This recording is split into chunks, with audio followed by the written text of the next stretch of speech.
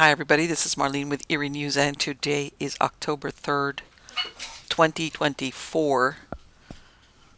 Yes, Thursday, October 3rd, 2024. And let's go and get started on this. And we're at Stranger Than Fiction Stories, and this is titled The Secret of Teal's Pond. An old postcard that has survived the years turns up in a Vermont antique shop. It's a tidbit with a personal message from a person long forgotten, but in the message is a reference to a murder that has never been solved. The front of the card was a colorized picture with canoes on a lakeshore. Printed along the bottom was Boat Landing, Crystal Lake, Averill Park, New York. However, the cursive print on the other side was more surprising. It was postmarked July 15th, 1908, 10 a.m., and addressed to Miss Alice Snell in Nelliston, Montgomery County, New York. The message was, "Papa and I are out here. The Drew murder happened only a little way from here last Saturday. This is a dandy place." It was signed H.D. Cameron. Obviously, the Drew murder was a well-known and notorious event. It all started a little over a week earlier on July 3rd, 1908, when Mrs. Carey asked her governess, Hazel Drew, to do the laundry. In a world where even the servants had a hierarchy, the governess packed her bags and moved out of the family's mansion on Pauling Avenue the same day. Perhaps she was already unhappy with her position, because leaving a job without notice or references would make securing a new post very difficult. It was a strange move on the governess' part, but perhaps she had different plans for her future. In recent months, Hazel had taken frequent trips to New York City, Boston, and other cities. Her wardrobe became more lavish, beyond what the salary of a governess would allow. Did her source of income come through her travels? Had she met someone who provided her with these indulgences? Those are questions bound to stay unanswered. In those days, losing a job even by choice was a serious situation. However, Hazel left the Carey home in good spirits. Afterwards, she spent Saturday, July 4th, with her Aunt Minnie Taylor in Schenectady. She then left to her parents' home in Troy. That afternoon, she borrowed $2 from her mother. She also had $4.50 paid from Mrs. Carey. She checked a suitcase packed with lingerie that indicated a short trip into storage at Troy's Union Station. Inside was also a notice that said Edward Lavoie had departed for Chattanooga, Tennessee. She then boarded a train to Albany.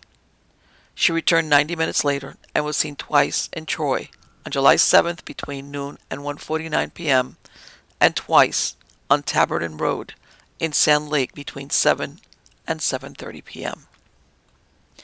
A few days later, Gilbert Miller, who trudged by the shore of Teal's Pond on his way to deliver milk at Carp's Hotel, saw something floating on the surface for a few days. But it wasn't until July 13th, 1908, that Edward Bruner and George White, two teenage boys camping by the pond, pulled what turned out to be a body to the shore. This was 2 days before the postcard was sent. It was difficult to assess the identity of the woman, since her skin was shriveled and black as midnight. 2 black crescent-shaped hair combs with rhinestones held up her hair. Her gloves and hat were neatly folded 20 feet from the shore, and nearby was her high-crowned black straw hat, adorned with large black ostrich plumes. The condition of her hat indicated the body had been dragged head down through the brush to the water. Teal Pond near Sand Lake is in the wildest section of Rensselaer County. It was surrounded by thick brush and was seldom visited, and perhaps this was the reason for leaving the girl's body there.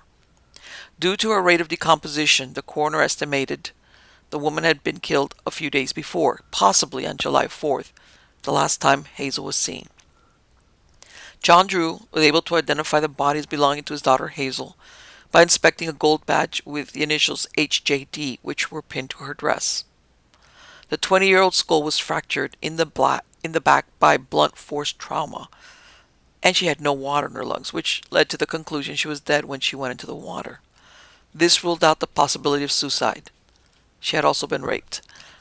There was no dearth of strangers who passed through Sand Lake, since it was considered the Coney Island of the North, with a nearby Crystal Lake amusement park and 4 or 5 hotels. Without immediate answers as to who the murderer was, a list was soon assembled. There was Frank Smith, a farmhand, and Rudolph Gunderman, a coal peddler. Both men had seen Hazel on July 7th picking berries along the roadside. There was a dark-complexioned man seen on the trolley with a girl who looked like Hazel. A dentist from Troy who had supposedly proposed to her even though he was married. Professor Edward Carey, her one-time employer. William Taylor, a depressed suicidal uncle who lived near the pond and had helped to pull her body from the water. A stout man with a florid face who was seen near Teal's pond about the same time the girl was murdered. An anonymous stranger who, according to Hazel's mother, was a resident of Troy and had exerted a mysterious power over her daughter. The half-witted son of a Sand Lake widow who was rumored to torture farm animals, and a dozen other suspects who remain unidentified. One of the most uncooperative persons in the investigation was Hazel's Aunt Julia Taylor. Both women were rumored to be seen taking rides with various unknown men, inferring they were involved in prostitution, which could account for Hazel's luxurious clothes and jewelry. During the investigation, her aunt refused to give the name of the men they were seen with. When she finally provided 2 names, they were omitted from the police report, indicated they were men who would have been damaged by the association. It was not difficult to suspect that Hazel Drew was leading a double life. There was also a question of what she had been doing near Teal's Lake. Was she looking for another job since there were several luxurious residences nearby? Even though she was known not to have a sweetheart, the newspapers reported she had an engagement with a real estate dealer and insurance man. Near to Teal's Pond, wealthy businessman Henry Cramroth owned a camp. Neighbors said that orgies took place there and women were held against their will. Another story described where a woman, clad only in a rubber overcoat, was seen and neighbors heard screams coming from the camp near the time of the murder. If this was not enough to raise suspicions against Cramroth, his glasses were said to have been found near the pond. Cramroth, of course, denied all the allegations. Hazel's older brother Joseph said, Hazel was a pretty girl and had many admirers. I am inclined to think she cared more for girls than for men. Minnie Taylor, her maternal aunt, was described this way. She is of medium height and build, 33 years old, has blonde hair and light blue eyes shaded by glasses. Her features are strong, almost hard. She speaks quickly and to the point. Her true age was about 39 years old. It was difficult to understand why Hazel would seek the company of her aunt so closely. The district attorney said of Minnie Taylor, quote, She has not told everything. To my mind, she is shielding someone. She's of a determined, cold, puritanical disposition and a peculiar woman. She has refused to tell who Hazel's male friends are saying they had nothing to do with the crime. She and her niece were companions of 2 strange men on a carriage ride to Averill Park, June 21st, but she won't tell who they were. The lapse between Monday, when she boarded a Waterville Lake car at her aunt's place, and Tuesday, when Smith and Gundrum met her, is a deep mystery. No one comes forward to say they saw her. None of her friends in Waterville saw her, and she did not visit her parents or relatives here on Schenectady Monday.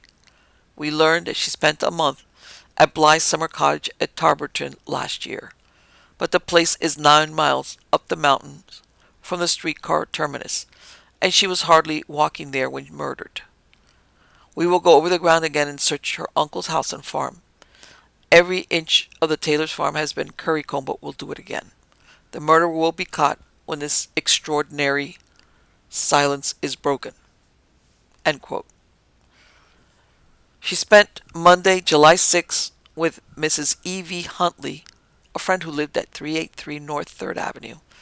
She left without saying where she was going.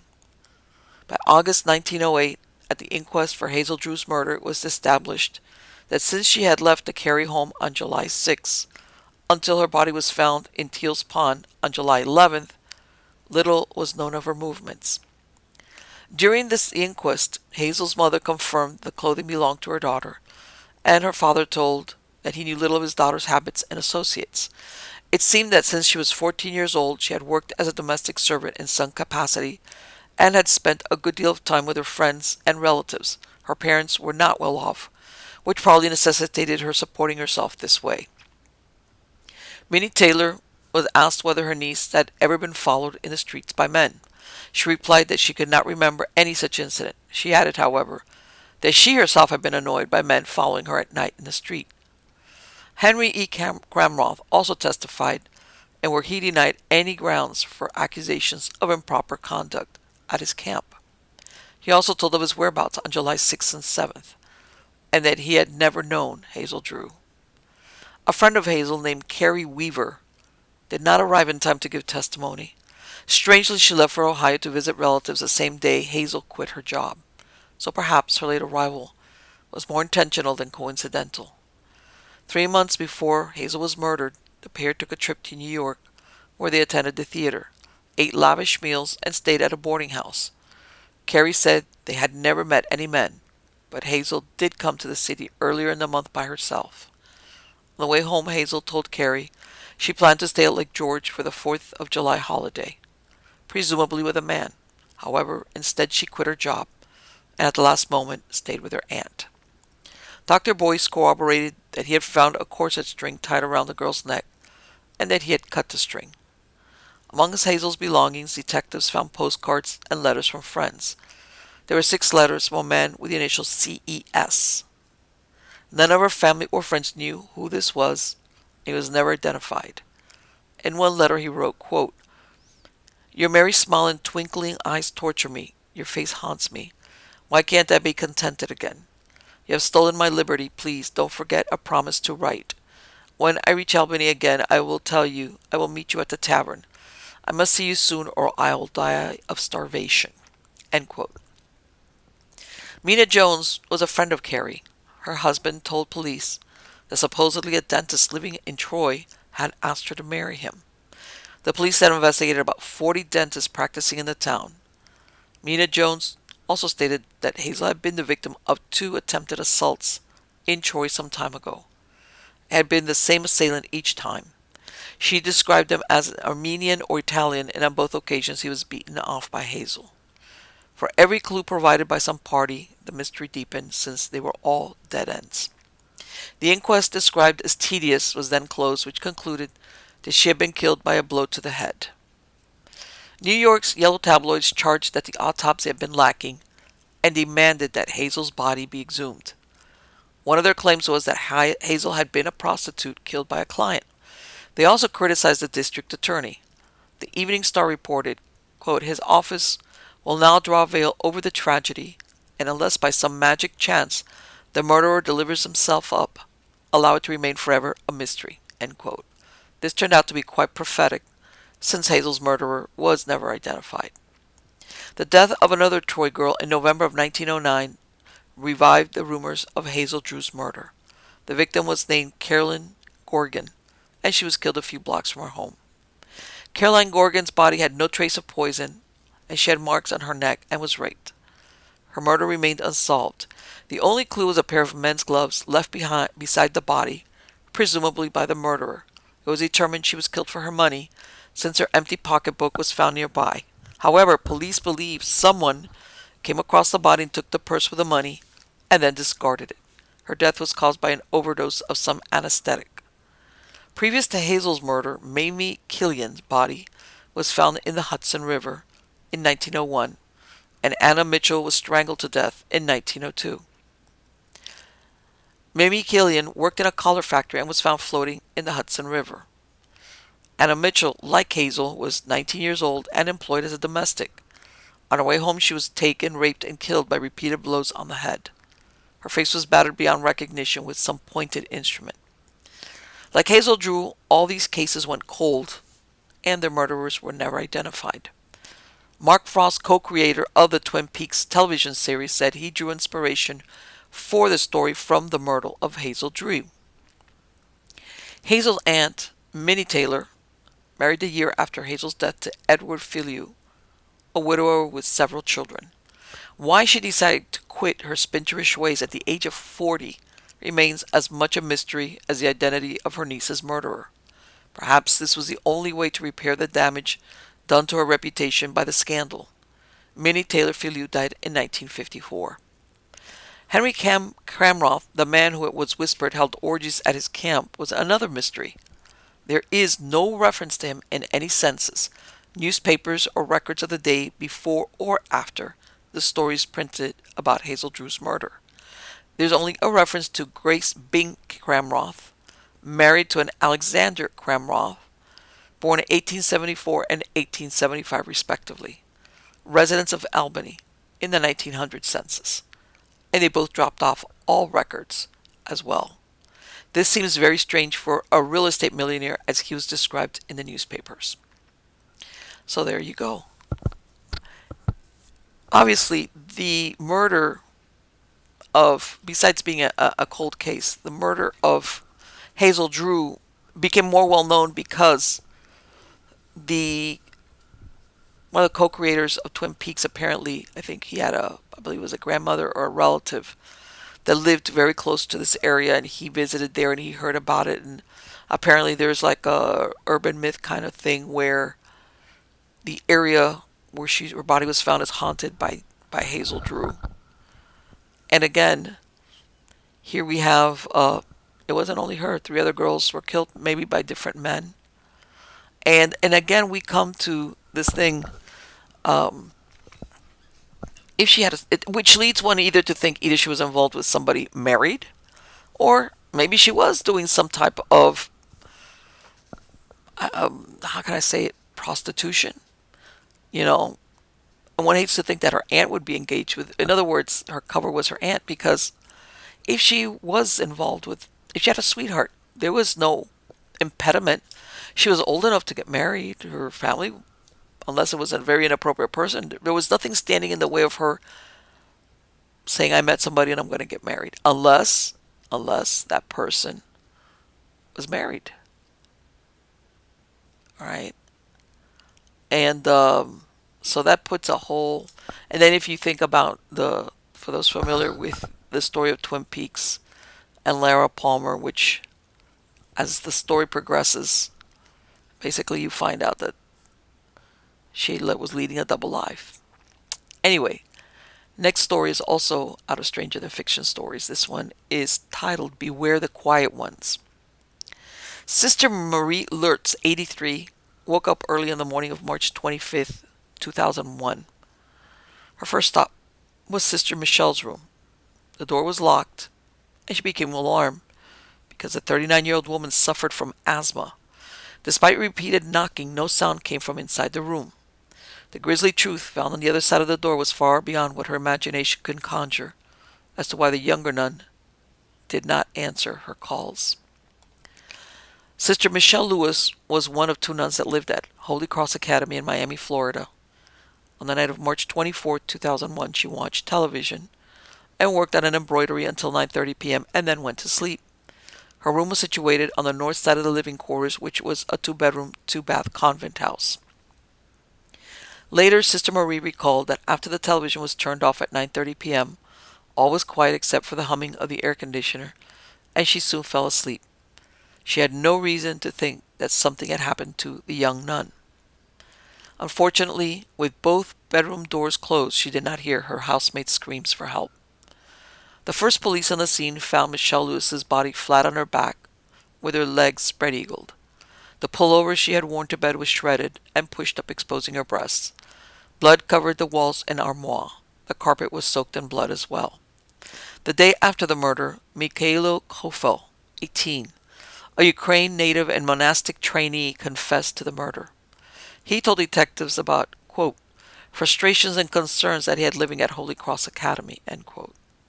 He said he intended only to hurt Sister Michelle when he entered the room after drinking half a bottle of wine and brooding about his life. He had stolen a master key, which he didn't end up using since the door to the nun's room was unlocked. He said he hit her with a poker and stabbed her in order to make her stop screaming. Despite his insistence the death was accidental, there appeared to be some type of premeditation, since it was found that Kofel had tossed a pair of latex gloves and a roll of duct tape into a next-door neighbor's yard afterward. He was dressed in black sweater, black pants, and black socks, and claimed he went to the nun's room without shoes to, quote, make it quiet.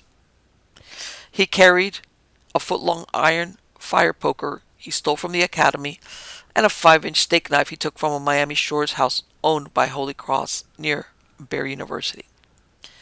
The autopsy report showed that Lewis's death was extremely violent. She had been stabbed 92 times with the knife and severely beaten. Her body had signs of 6 bloody shoe print-like marks. The 5-foot, 5-inch woman had tried to stop the attack with her hands, but her lungs, liver, and heart were pierced. Kofel even caused her brain to hemorrhage. Lewis's left hand and arm had 13 cuts, and her right hand and forearm had 7 cuts. In addition to the knife wound, she had 36 blows with a hard object. The monk denied taking her clothes off since she was found nude. The autopsy showed she didn't have intercourse, but she was sexually mutilated with a poker. At the time of burial, morticians told Sister Michelle's mother, Beverly, they did not recommend an open casket for her funeral. As the investigation progressed, police found that Kofel had over $1,000 in unexplained cash under his bedroom rug. It was unclear how he came by the money. Beside the cash, which was in a plastic bag, were copies of emergency contact cards for the juniors and seniors who attended the school. The school could not explain how Kofel gained access to the confidential information that were kept secure in the front office. The police presumed the money was stolen and thought perhaps Kofel was going to use the money to run. A review of the monk's cellular phone revealed that prior to the murder, he had called National Car Rental and Rahway, a New Jersey-based travel agency which specialized in trips to Ukraine. Kofel said that the same night he killed Lewis, he had broken into her office and ransacked it. Police found files thrown on the floor. Originally, he told police he went into her office looking for the key to her convent quarters on campus. In his confession, Kofel said that he was sexually molested over 4 years by Abbot Father Gregory F.G. Went and the Reverend Damien J.A. Gibault, the 2 senior clerics at Holy Cross, and verbally abused by Sister Michelle, who had belittled him.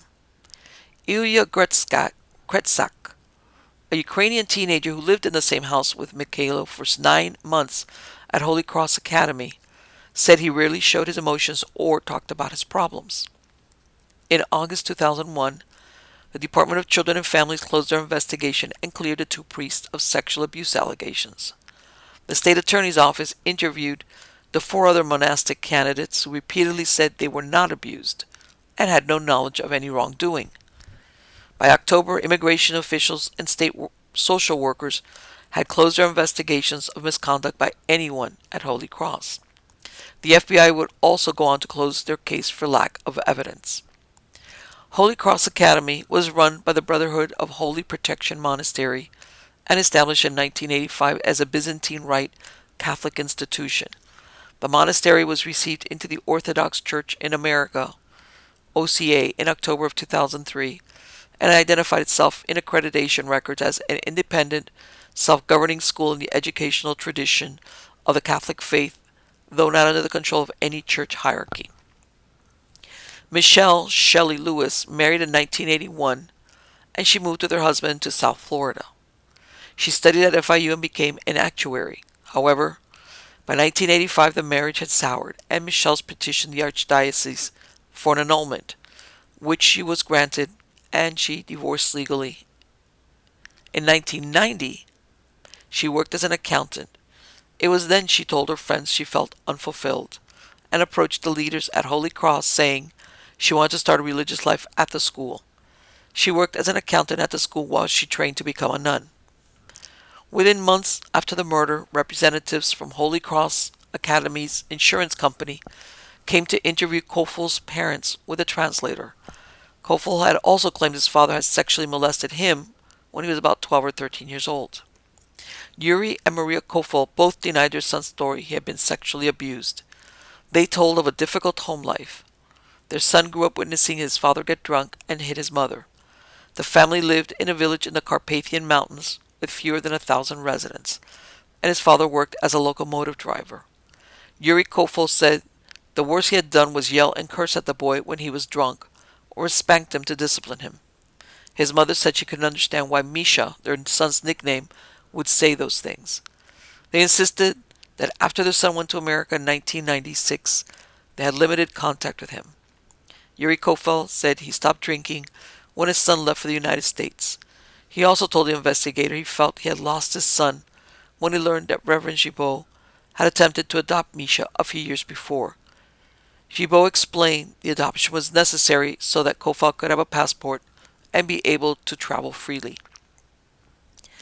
There were some who believed Kofel's allegations of abuse, and others thought his stories of sexual molestation were to gain leniency for his crime. In late 2002, Petro Terenta, a monk in training, testified he was never molested by either priest at Holy Cross. He said he shared a bed with Reverend Wendt when they traveled and there was never any sexual contact. Terenta was the one who discovered Michelle Lewis's body after Sister Marie could not enter her room.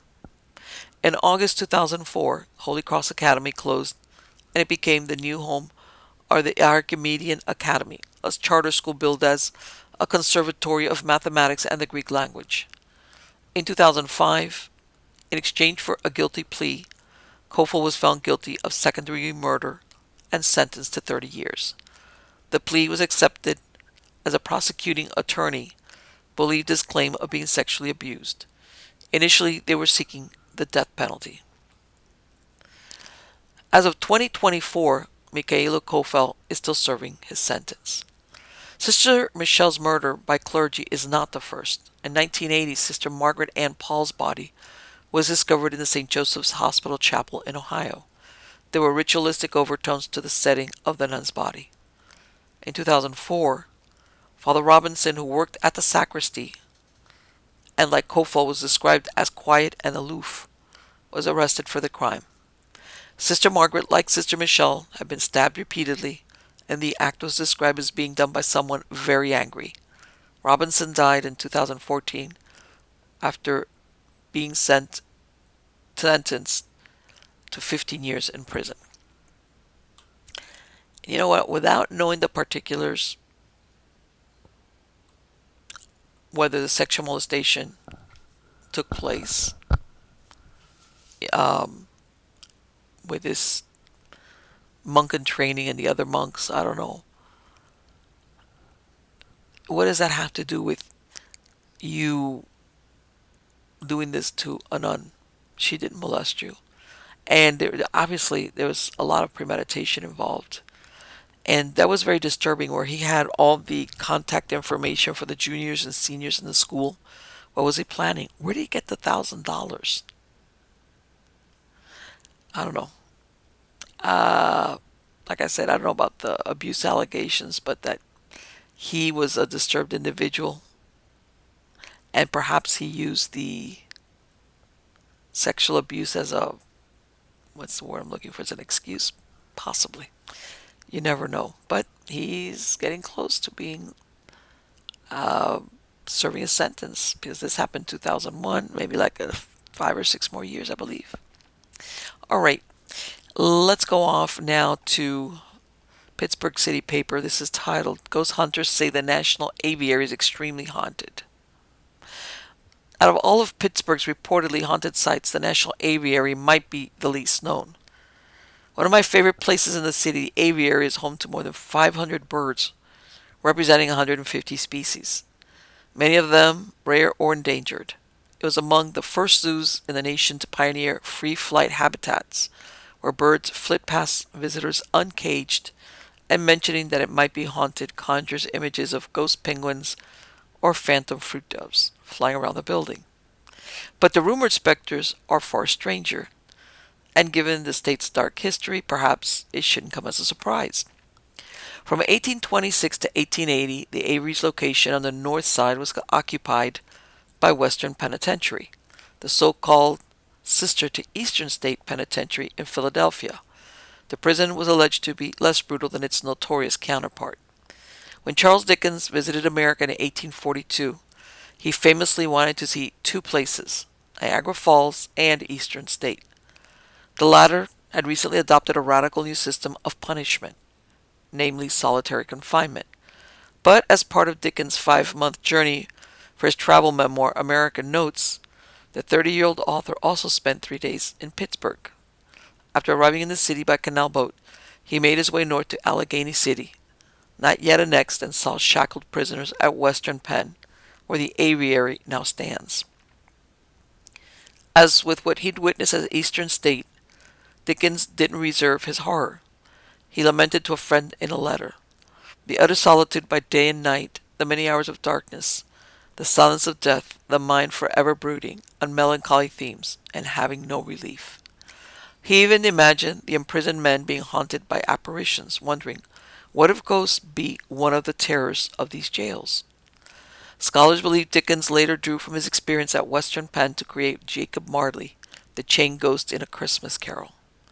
The Aviary site touched American history again when in August 1863 it was pressed into service to house Confederate prisoners of war. Cavalrymen serving under Brigadier General John Hunt Morgan were captured after a 1,000-mile raid that ran from Tennessee to northeast Ohio. Ignoring orders from Robert E. Lee, Morgan and nearly 2,500 troops destroyed bridges, disrupted railways, and waged a campaign of terror, seizing food and supplies as they tore through the countryside. Morgan's raid made it further north than any other Confederate incursion in the Civil War, ending with capture by Union forces about 40 miles from Pittsburgh. Despite his defeat, Morgan's raid turned a Kentucky enslaver into a daring folk legend, though his memorial in Lexington was relocated in 2018. More than 100 of Morgan's men were held in Western Penitentiary, with various accounts of death that winter and an escape attempt. A list of the rebel prisoners' names was published in the Daily Pittsburgh Gazette, noting almost all were officers hailed from Kentucky. The soldiers were transferred to a New Jersey military fort 7 months later, well-clothed and looking hale and hearty, the Pittsburgh Gazette wrote in March 1864. Ultimately, Western Penn relocated 2 miles up the Ohio River, reopening in 1882. It operated as State Correctional Institution Pittsburgh until 2017. The original prison was torn down, and Pittsburgh's first plant conservatory was established on the land until it was destroyed by a gas explosion in the 1920s. The city of Pittsburgh rebuilt the conservatory in 1952, adding birds to the indoor gardens.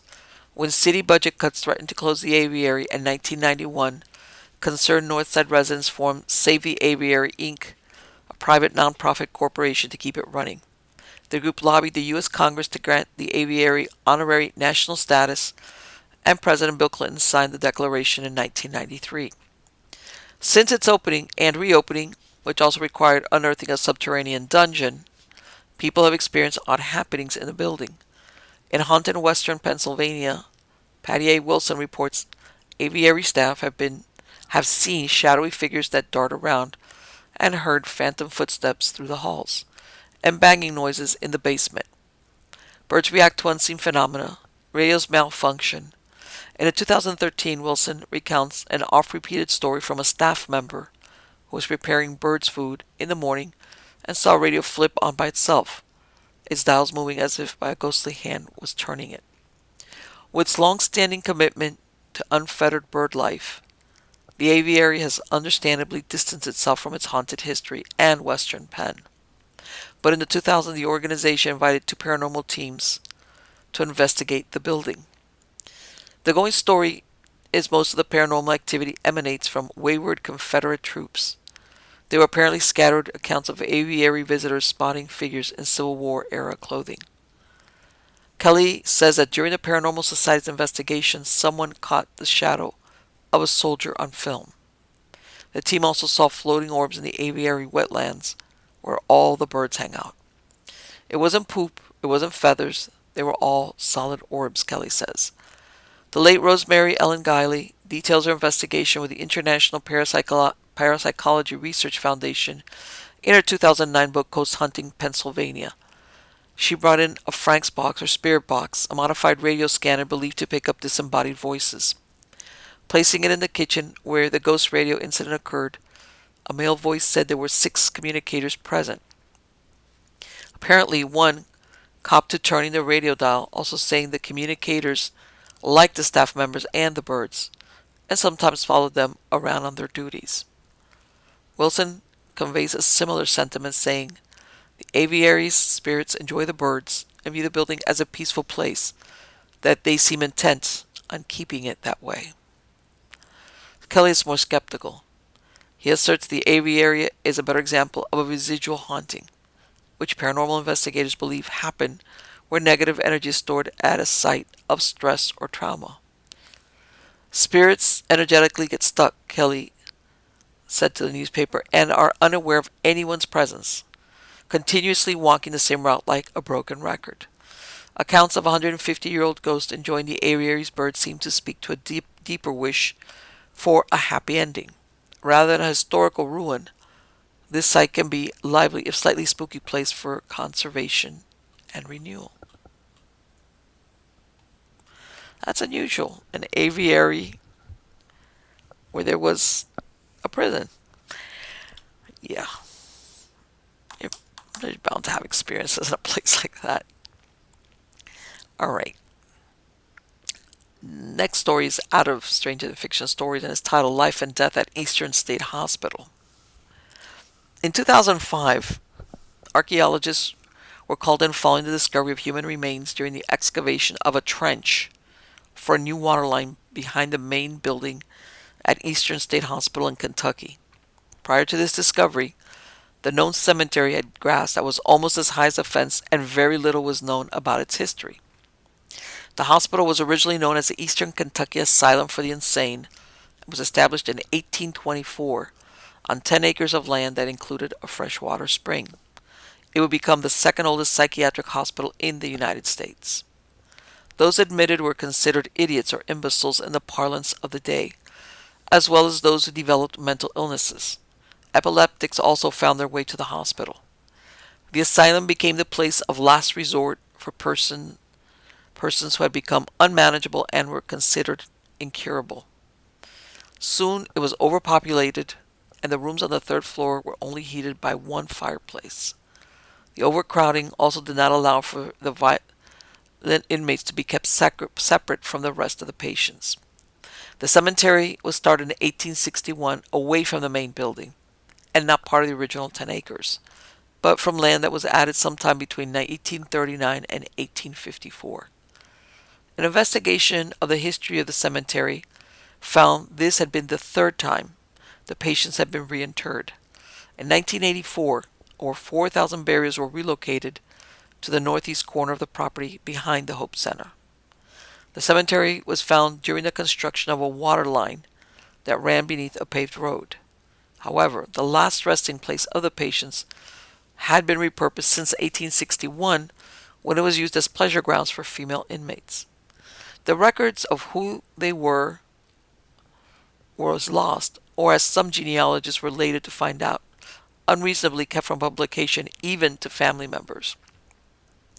In June 2005, the Kentucky Archaeological Survey unearthed 11 graves at Eastern State Hospital in Lexington. 10 of the bodies had been thrown into one large grave, and the 11th was by himself in a pit that predated the other grave. It's estimated the burials took place from 1839 to 1861. The reason for the mass graves could have been they were the victims of a contagious disease or cholera, of which there were epidemics in 1849, 1850, and perhaps 1856. From 1849 to 1850, almost 200 hospital patients died, most of them from cholera. In 1856, there was an outbreak of dysentery caused by sewage flowing into the asylum's source of drinking water. Cholera originated in Asia and spread westward from shipping ports located in the eastern United States.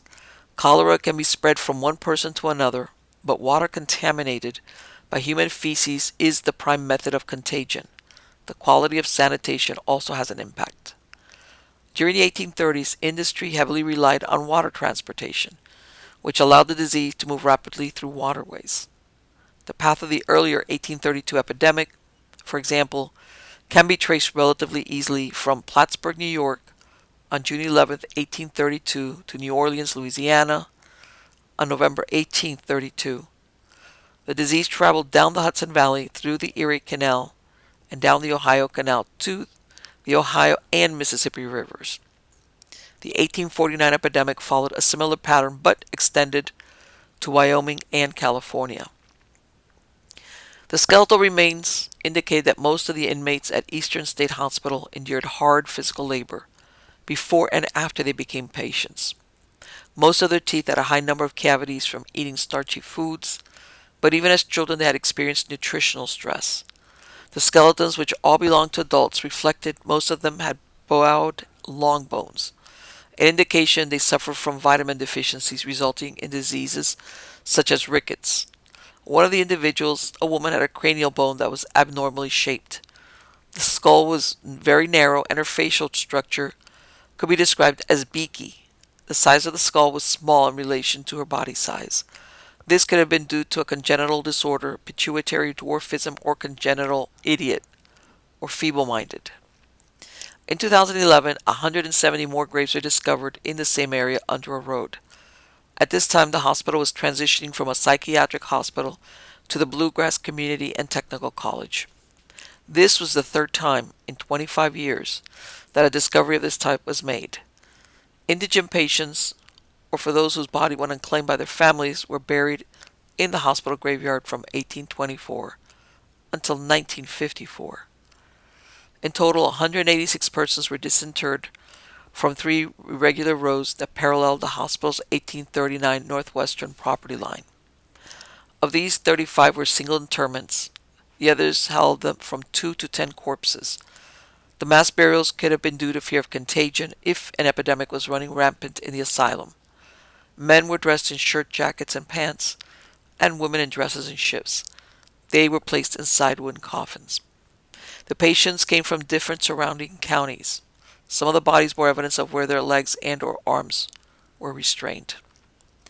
In 2011, there was a discovery of an iron coffin, probably dating back to the 1840s. It had a plaque on it with a name, but the surname was unreadable. The discovery of this coffin was kept secret from the media, supposedly to preserve the dignity of the person in the coffin and to protect their privacy, even if they had been dead probably over 100 years. Further attempts to find out this person's name has been denied, citing HIPAA laws. Again, for a person who was dead for over a century and had their entire name engraved on the outside of their coffin seems ludicrous. Perhaps this person present day has descendants that are trying to find out about them. In 2013, the remains were reinterred, including the iron casket, which was never opened.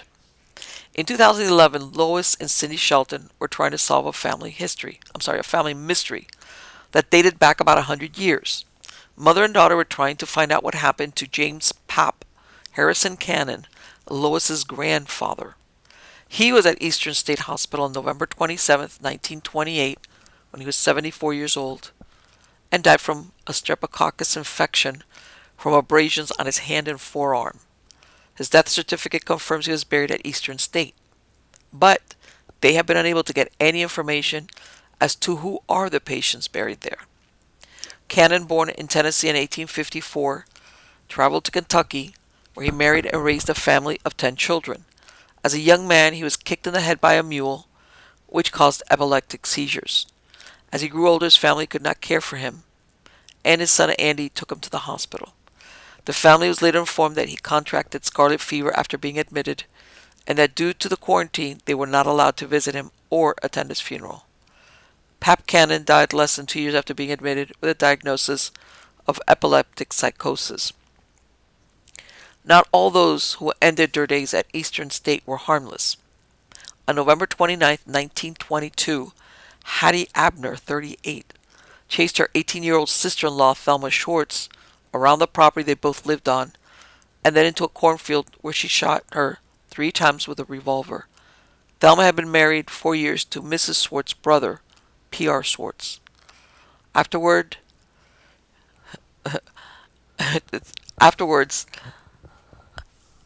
Hattie Abner jumped into a cistern with only 3 feet of water inside.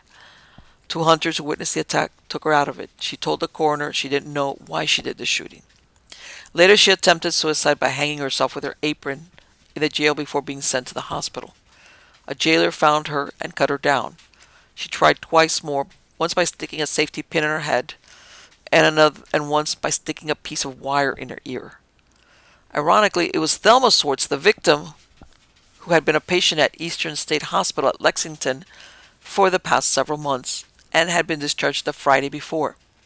Hattie Abner, the attacker, was married to Clarence Abner and had one child. The women had no trouble between them before the attack.